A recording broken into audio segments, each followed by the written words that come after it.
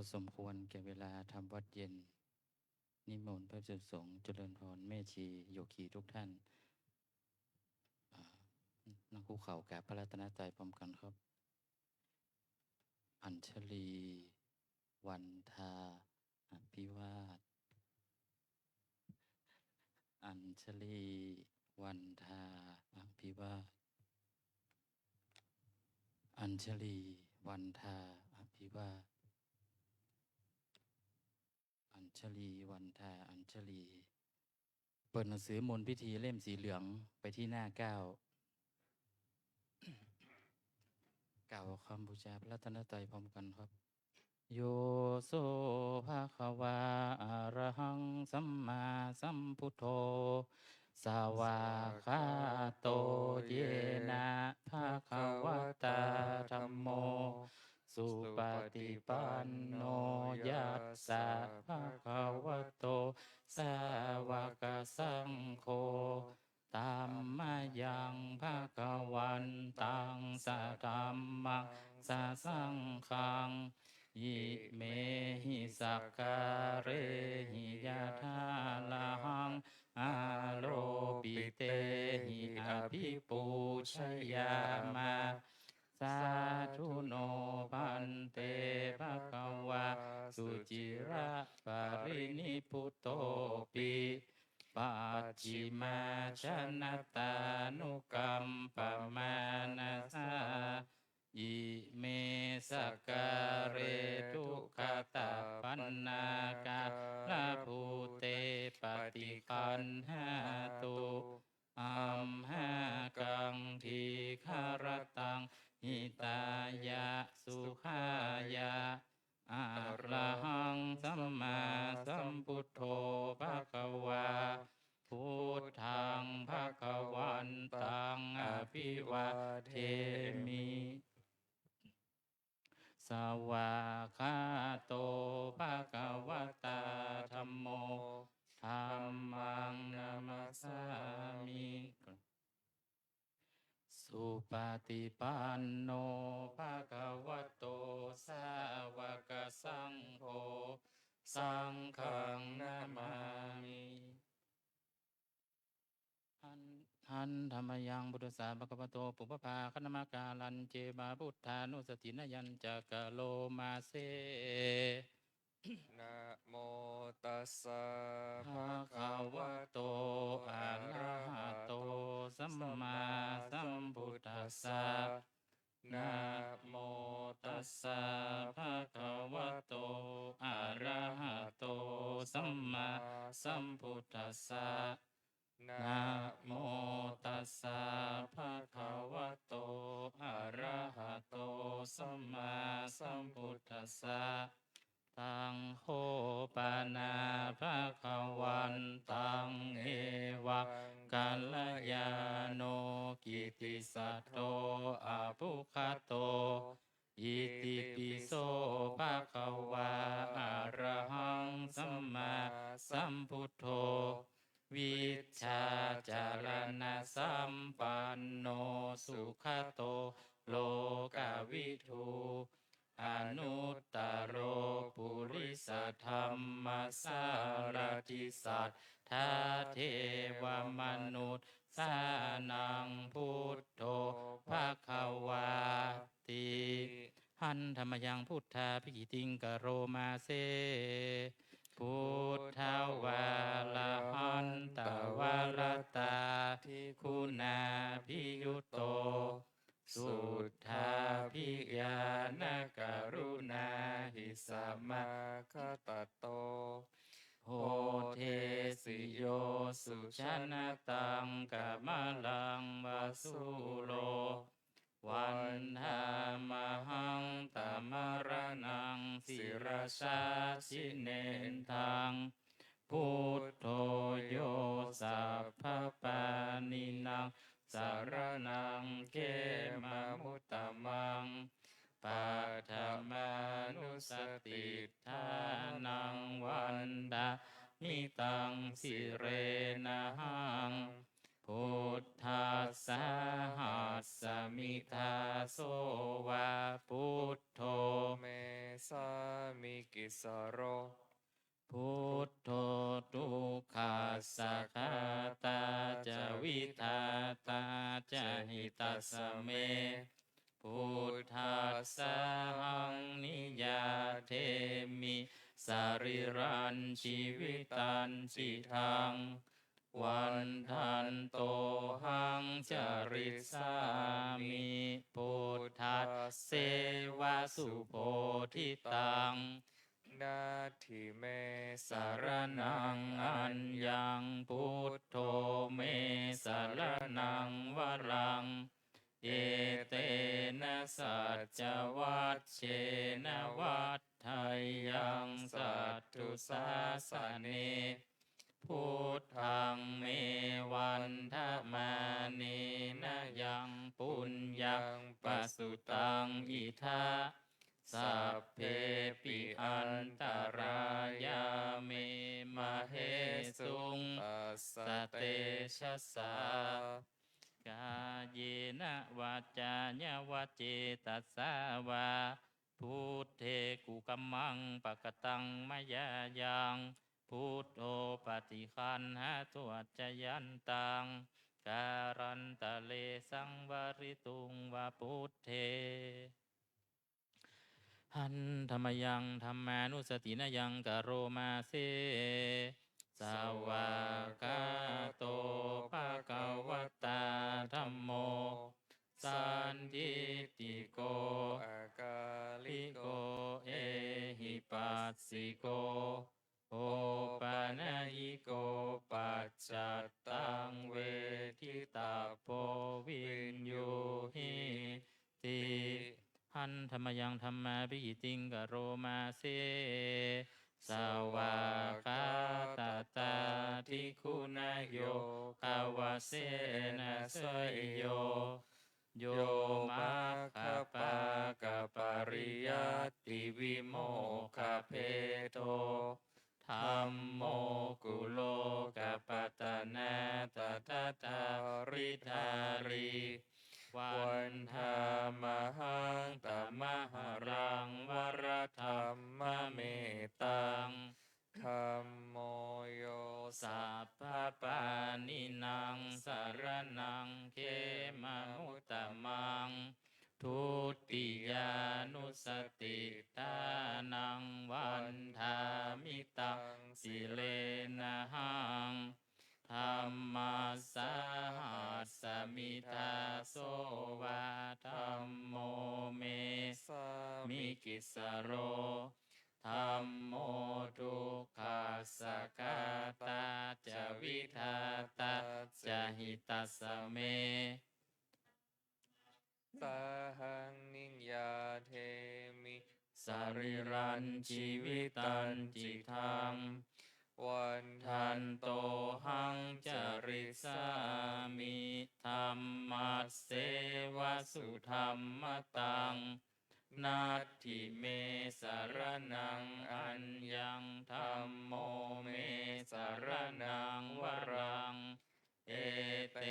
นะสัจจวัชเชนะวัฏไทยังสัตตุสาสเนธัมมังเมวันธมาเนนะยังปุญญังปัสสุตังอิทาสัพเพปิอันตรายาเมมะเหสุงสเตชะสากาเยนะวาจาญาวจเจตัสสาวาธัมเมกุกัมมังปะกตังมะยายังธัมโมปฏิคันหาตุวัจจยันตังกาลันตะเลสังวริตุงวะธัมเม หันธรรมยังสังขานุสตินะยังกะโรมาเซสุป สุป ฏิ ฏิ ปั ปั น น โน โนภะคะวะโต สาวกสังโฆอุชุปฏิปันโนภะคะวะโตสาวกสังโฆ สาย ะปฏิปันโนภะคะวะโต สาววก ก สังโฆสามีจิปฏิปันโนภะคะวะโตสาวกสังโฆ ยะทิทังจัตตาริปุริสยุคานิอัตถปุริสปุคลาเยสะภะคะวะโตสาวกสังโฆอาหุนายโยปาหุนายโยทักขินายโยอัญชลีการณิโยอนุตตรังปุญญเขตังโลกัสสาติหันธรรมยังสังฆาภิกิติงกโรมาเสสัทธัมมโชสุปฏิปัตติกุณาทิยุตโตโยทัพพิโทอริยปุคลสังคเสโทศีลาทิธรรมปวาราสยกายจิตโตวันธามหังตมริยานคนังสุสุทังสังโฆโยสัพพปานินางสารนังเขมมุตตมังตติยานุสติทานังวันทามิตังสิเรนะหังสหั หั ส สมิทาโสวาสังโฆเมสามิกิสโรสังโฆทุกขัสสะคาตาจะวิทาตาจะหิตาสเมสังคัสสะ หัง นิยาเตมิสริรันชีวิตันชิทังวันทันโตหังจริสามิสังคัสโสปฏิปันนตังนาทิเมสารนังอัญญังสังโฆเมสารนังวรังเอเตนะสัจจวัชเชนะวัฏไทยังสัตตุสาสเนสังฆังเมวันธมานินะยังปุญญังปสุตังอิทาสัพเพปิอันตรายาเม มาเห เหสุงตัสสะเตชะสากาเยนะวาจาญวาเจตัสสาวาสังเคกุกัมมังปะกตังมายายังสังโฆปฏิคันหาตุอัจจยันตังสังวาลิตุงวาสังเคหันธรรมยังสารพันเยนะพุทธมังคลากทาโยภานามาเสสัมพุทโธทิปะทังเสโทนิสินโนเจวามาจิเมโกนทันโยปุปภาเคจาอาคาเนยเยจักกาสะโปสารีปุตโตจะทักขีเนหารติเยอุปาลิจาปัจฉิเมปิจานันโทพายาเปจักวัมปติโมกันลาโนจะอุตตาเลอิสาเมปิจาราหุโลอิเมโคมังคาลาพุทธาสัพเพอิทาปฏิทิตาวันทิตาเตจะอัมเหหิสักการะหิจะปูจิตาเอเตสังอานุภาเวนะ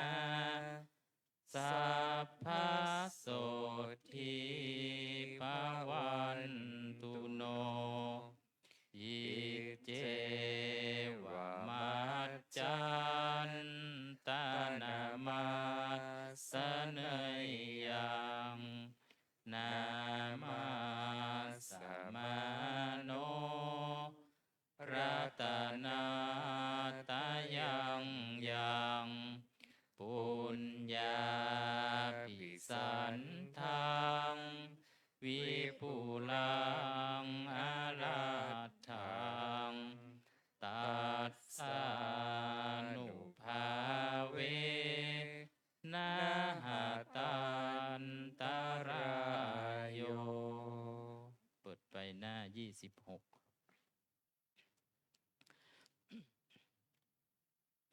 หันธรรมยังอติตาปัจเจเวคณะปะทังพนามาเสอาจมยาอปัจจเวคิตวายังจีวรังปริพุตตังตังยาวะเทวะสิตัสสะปฏิฆาตายะปุณหัสสะปฏิฆาตายะดังสมกัสสวะตาตาปัสสิริงสัพพสัมผัสสานังปฏิฆาตายะยาวะเทวะหิริโกปินาปฏิชาธนาทังอาชมยาอปัจจเวคิตวาโยปินทปาโตปริพุตโตโสเนวาทวายะนามัทายะนามันดานายะนาวิภูสนายะยาวะเทวะอิมัสสกายะสัทธิติยายะปนายะวิหิงสุปรติยะพระมจริยานุกหายะอิติปุรานันจะเวทนังปฏิหังคามินาวันจะเวทนังนาอุปาเทสามิยาตาราจะเมภวิสติอนวัชชตาจะพาสุวิหารโรจาติอาชมยาอปัจจเวคิตวายังเสนาสนังปริพุตตังตังยาวะเทวาสิตัสสะปฏิฆาตายะอุณหัสสะปฏิฆาตายะดังสมกัสสวะตาตาปัสสิริงสัพพสัมผัสสานังปฏิฆาตายะยาวะเทวะอุตุปริสยวิโนทนาปฏิสันลานารามัทธังอาชมยาอปัจจเวคิตวาโยคิลานปัจจยะเพสัชปริคาโรปริพุตโตโสยาวะเทวะอุปันนานังวยาภาธิกานังเวทนานังปฏิฆาตายะอัพพยาปัชชะปรมตายาติหันธรรมยังอุทิสนาทิธานกดาโยภานามาเสอิมินาปุญญกรรมเมนะอุปัชฌายาคุณุตตราอาจาริยุปการาจามาตาปิตาจยาตกาสุริโยจันทิมาราชาคุณวันตานาราปิจาพระมะมาราจะอินทาจะโลกปาลาจะเทวตายะโมมิตามนุสาจะมัชฌตตาเวริกาปิจาสัพเพสัตตาสุขีโหนตุปุญญานิปกตานิเมสุขังสติวิทังเทนตุขิปังปาเปทาโวมะตัง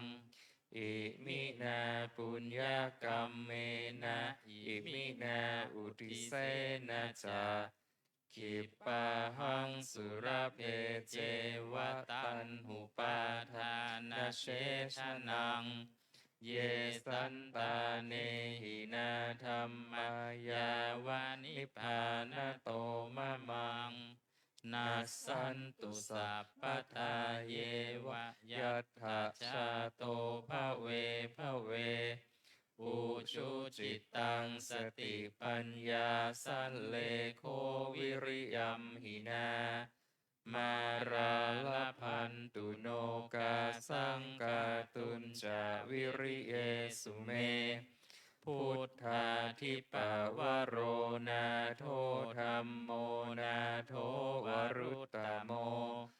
นาโทปัจเจกพุทโธจะสังโฆนาโทตโรมะมังเตโสตมานุภาเวนะมาโรกาสังละปันตุมา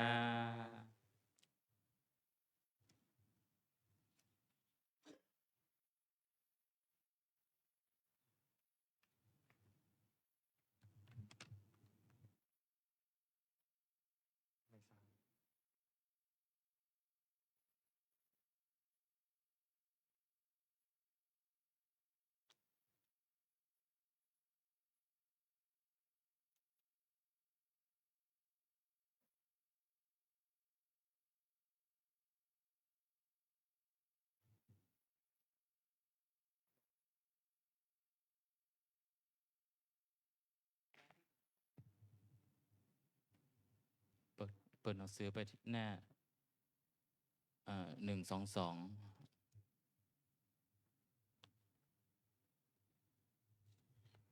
122ตั้งนะโม3จบนะครับนะโมตัสสะภะคะวะโตอะระหะโตสัมมาสัมพุทธัสสะนะโมตัสสะภะคะวะโตอะระหะโตสัมมาสัมพุทธัสสะนะโมตัสสะภะคะวะโตอะระหะโตสัมมาสัมพุทธัสสะกุศลธรรมะอกุศลธรรมะอภยากตาธรรมะกตเมธรรมะกุศลายาสมิงสมาเยกามวัจจรังกุศลังจิตตังอุปันนังโหติโสมานัสสะสหคตังญาณสัมปยุตตังรูปารัมมนังวาสัทธารัมมนังวาคันธารัมมนังวารสารัมมนังวาโพธาภารัมมนังวาธัมมารัมมนังวายังวาปานารับภัตตัสสมิงสมาเยภัสโสติอวิเคโปโหติเยวะปานาตัสสมิงสมาเยอันเยปิอัตถิปกิจจสมุปปันนาอารูปิโนธัมมะอิเมธัมมากุศลาปัญจขันธารูปขันโทเว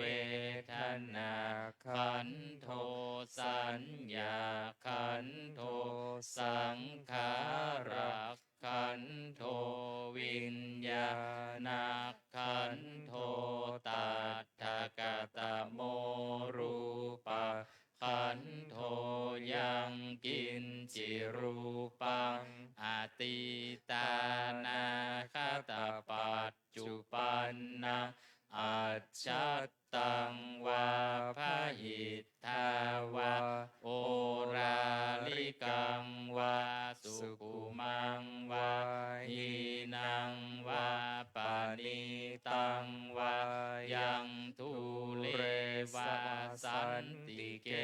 วะตาเท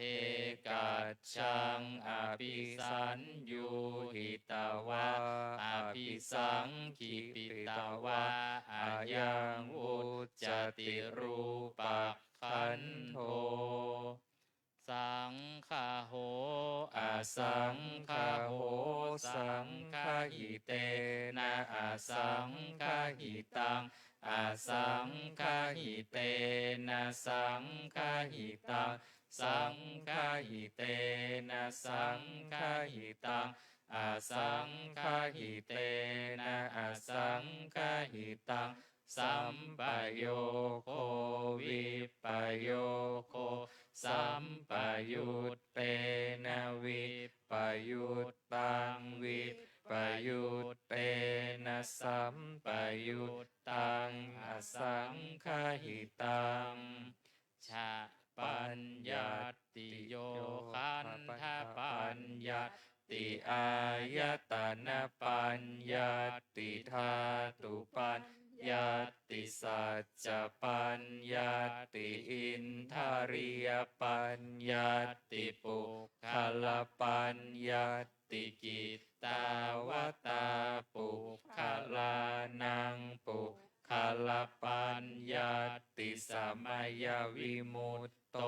อะสัมมายวิมุตโตกุปปะธัมโมอะกุปปะธัมโมปริหานธัมโม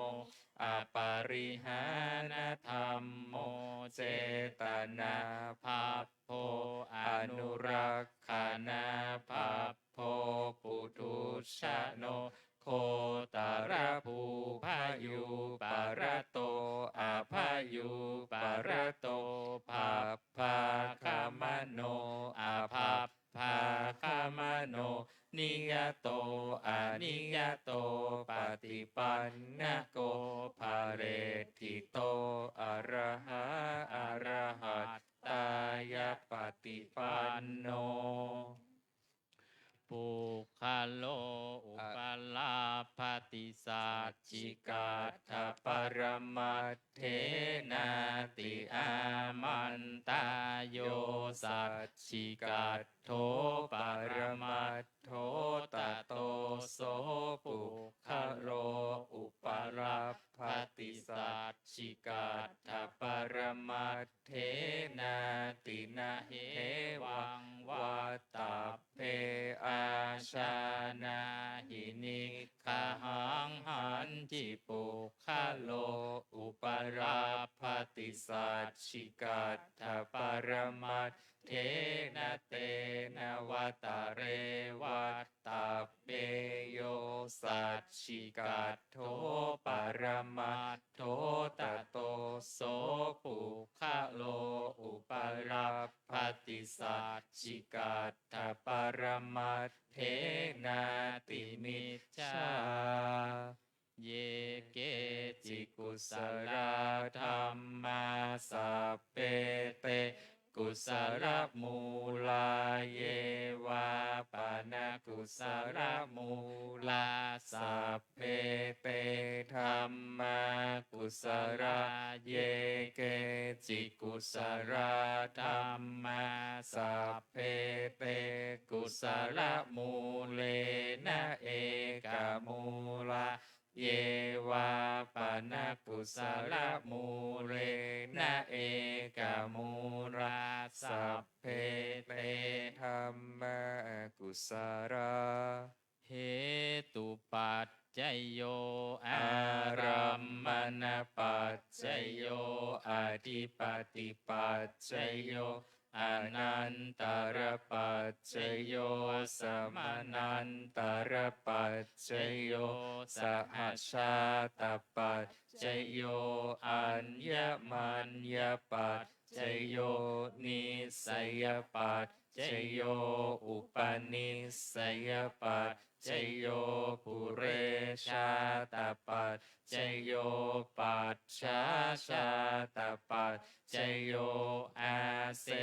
วนปัจจโยกรรมปัจจโย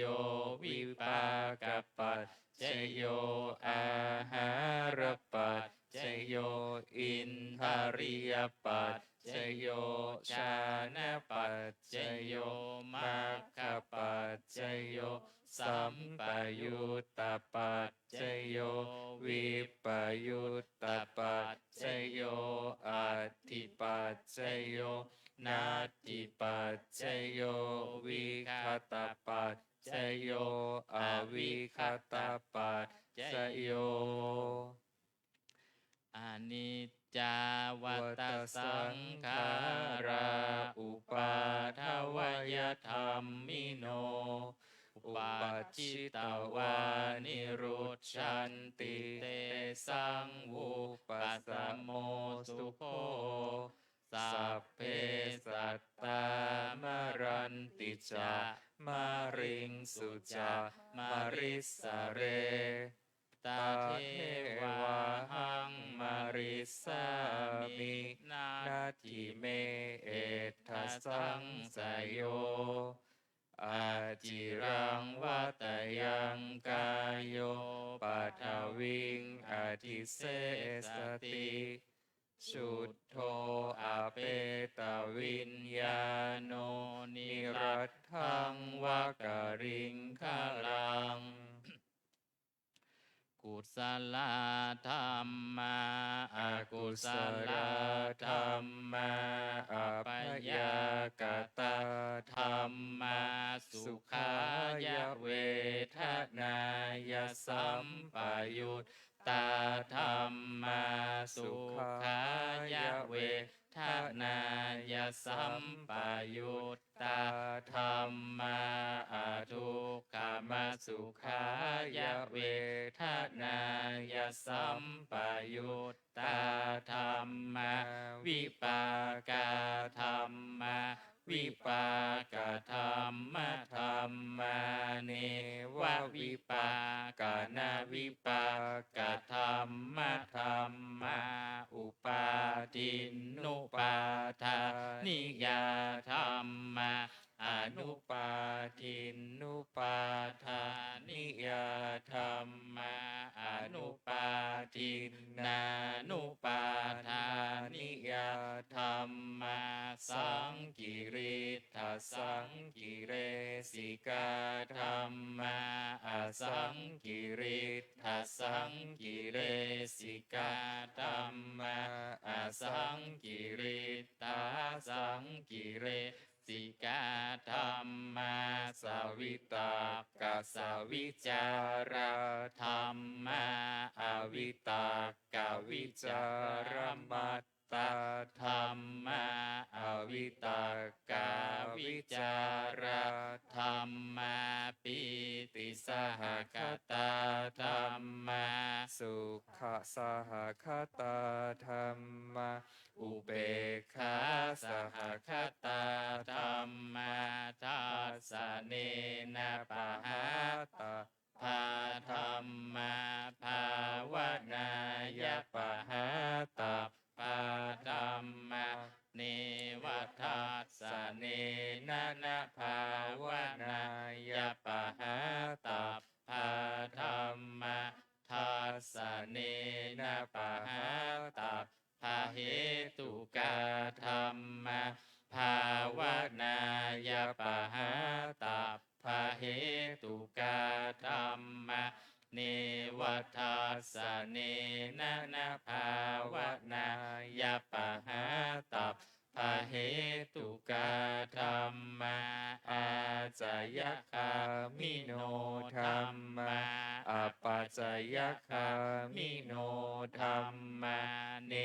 วาจายคามิโนนาปัจจยคามิโนธรรมาเสกขาธรรมาอาเสกขา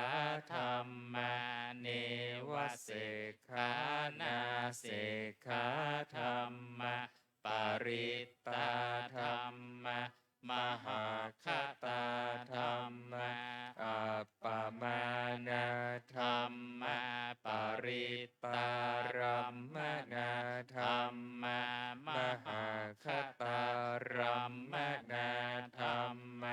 อัปปมานารัมมนาธรรม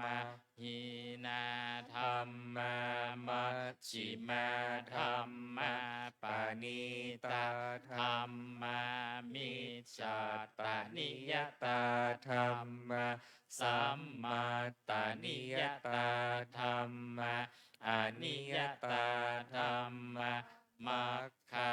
รัมมนาธรรมะมัคคาเห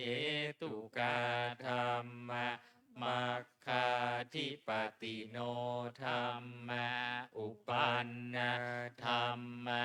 อนุปันนาธรรมะอุปาทิโนธรรมะอติตาธรรมะอนาคตาธรรมะปัจจุปันนาธรรมะอติตารัมมนาธรรมะอนาคตารัมมนาธรรมะปัจจุปันนารัมมนาธรรมะอัจฉตาธรรมะพาหิตาธรรมะอัจฉตาพาหิตาธรรมะอัจฉตารัมมนาธรรมะพาหิทารัมมนาธรรมะอัจฉตาพาหิทารัมมนาธรรมะสานิทัสสนสัพปติฆาธรรมะอานิทัสสนสัพปติฆาธรรมะอานิทัสสนาปฏิฆาธรรมะเปิดหนังสือไปหน้า135ครับ135อัฏฐาสิเมอากาสิเมยาติมิตตาสคาจะเมเปตานังทักขินังทัจจาปุเพกตามนุษสารังนาหิรุณนังวาโสโกวายาวัญญาปริเทวนานาตังเปตานามัตถายาเอวะติทันติยาตโยอายัญจะโคทากินาทินนาสังฆัมหิสุปฏิติตาทิคารตังหิตา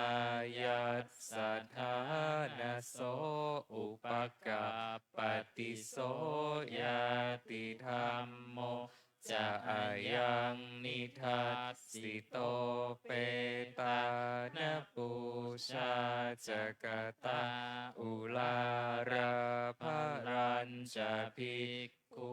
นมนุปทินนังตุมเหหิปุญญังปัสสุตังอนาปปกันติภวันตุสัพพมังคลังรักขันตุสัพพเทวตาสัพพพุทธานุภาเวนัสตาโสทิภวันตุเตภวันตุสัพพมังคลังรักขันตุสัพพเทวตาสัพพธรรมานุภาเวนัสธาโสทิภวันตุเตภวันตุสัพพมังคลังรักขันตุสัพพเทวตาสัพพสังฆานุภาเวนัสธาโสทิภาวันตุเตการทำวัดเย็นก็จบลงเพียงแค่นี้ต่อไปเราจะได้เจริญจิตตภาวนาเป็นเวลาสักครู่นะครับหลังจากนั้นเราจะได้แผ่เมตตาพร้อมกัน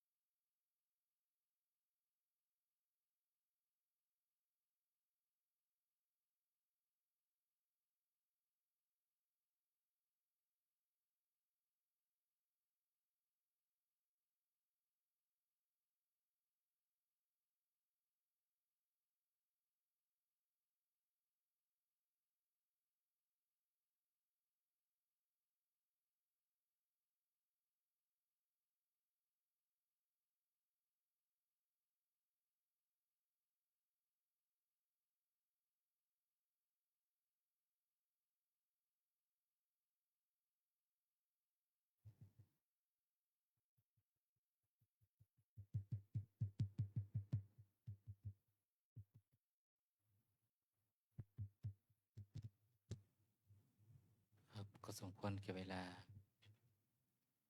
ต่อไปเราจะได้ทำการแผ่เมตตาด้วยบทหยาดน้ำแบบพื้นเมืองพร้อมกันนะครับ เมื่อพร้อมแล้ว อีทังทานากัมมังนิปปานาปัจจยโยโหนตุโนนิจจังอิทังศีลากัมมังนิปปานาปัจจยโยโหนตุโนนิจจังอิทังภาวนากัมมังนิพพานาปัจจยโยโหนตุโนนิจจังยังกินจิกุสลังกาตาภะกัมมังสัพเพหิอัมเหหิกาตังปุญญังโนอานุโมทันตุสุนันตุโพนโตเยเตวะอัสสมิงฐาเนอาทิคาตาทิคายุกาสัทธาโหนตุสัพเพสัตตาสุขิอัตตานังปาริหารันตุมาตาปิตาสุขิตาโหนตุทุกข ขาปะมุนจันตุสัพเพยาตากาสุขิตาโหนตุทุกขาปะมุนจันตุสัพเพอายาตากาสุขิตาโหนตุทุกขาปะมุนจันตุสัพเพปิสาสัพเพยัคขา สัพเพเปตาสุขิตาโหนตุทุกขาปะมุนจันตุสัพเพนักขตาสุขิตาโหนตุทุกขาปะมุนจันตุสัพเพเทวาสุขิตาโหนตุทุกขาปะมุนจันตุสัพเพอาจาริยุปัชฌายาสุขิตาโหนตุทุกขาปะมุนจันตุสัพพะสัมปติโยสามิจันตุโวเชิญทุกท่านนั่งคุกเข่ากับอันธหลวงพร้อมกันครับ วันทามิพุทธังสัพพะเมวะโทสังฆามะทะเมพันเตวันทามิธัมมังสัพพะเมวะโทสังฆามะทะเมพันเตวันทามิสังฆังสัพพะเมวะโทสังฆามะทะเมปันเตวันทามิคารุอุปัชฌายาจาริเยสัพพะเมวะโทสังฆามะทะเมปันเตวันทามิกัมมัฏฐานังสัพพะเมวะโทสังฆามะทะเมปันเตวันทามิอาราเมปัตถสีมังสัพพะเมวะโทสังฆามะทะเมปันเตวันทามิเจติยังสัพพังสัพพัทธาเนสุปฏิทิตาสาริราตาตุมหาโพธิงพุทธรูปังสักการังสัทธานาคโลเกเทวะโลเกพรหมโลเกจมพูทิเปลัมกาทิเปสาริราธาตุโยเกสาธาตุโยอะระหันตาธาตุโยเจติยังคันทะปุติงจตุราสิติสหัสเสธัมมะ ขันเทสัพเพสังปาทะเจติยังอาหังวันทามิสัพพะโส อัญชลีวันทาอภิวาทอัญชลีวันทาอภิวาทอัญชลีวันทาอภิวาทอัญชลีวันทาอัญชลีก้มหมอบกับวันทาน้อยพระรัตนตรัยพร้อมกันครับ สาธุวันทามิพันเตสัพพังอปาราทาคามะทะเม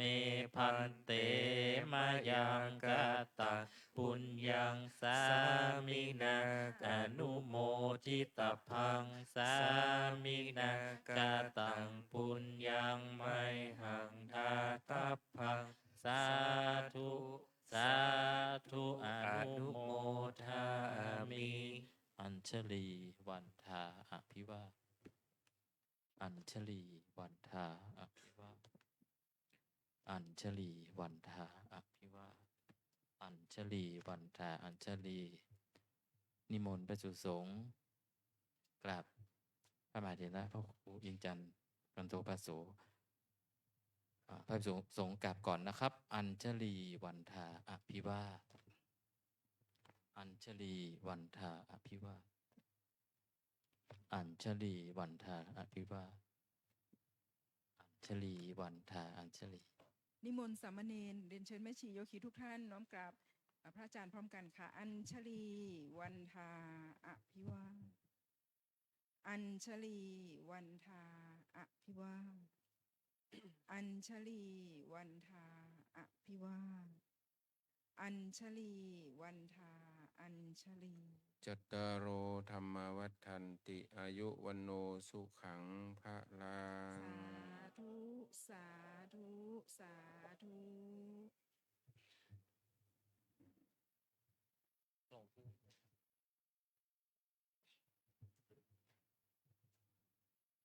ประชาสัมพันธ์ถึงโยคีหญิงนะคะ ช่วยกันปิดหน้าต่างทั้งสองฝั่งแล้วเราลงไปปฏิบัติรวมกันที่ห้องรับพระกรรมฐาน สำหรับวันนี้ ห้องใต้ดิ สำหรับ หอไต สามเณร ค่ะ นะครับ ให้ไปเรียนพระพิธรรมที่ห้องนะครับ